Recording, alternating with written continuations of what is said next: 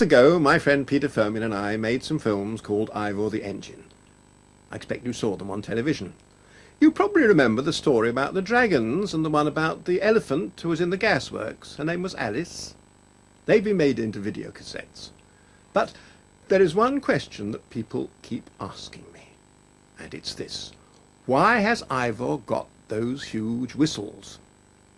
They say all steam locomotives make puffing noises, right? Ivor goes psh, cough, psh, cough, psh, cough, psh, cough, psh, cough, which is a bit like the sort of noise that other railway engines make. But when he blows his whistles, they go burp, burp, burp, which is quite different from any other sort of steam engine. Other steam engines go beep. Well, it's a long story.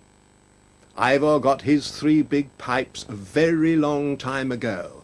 In fact, the films which we made to tell the story of how he got his pipes and what they were for was the very first film we ever made, and that was over 30 years ago.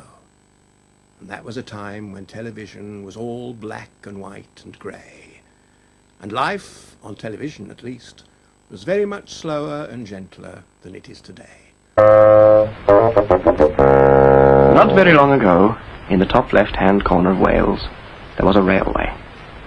It wasn't a very long railway, or a very important railway, but it was called the Merioneth and Llantysilly Rail Traction Company Limited, and it was all there was. You asleep, Ivor? Well, it's tired you are, I dare say. We'll be off now.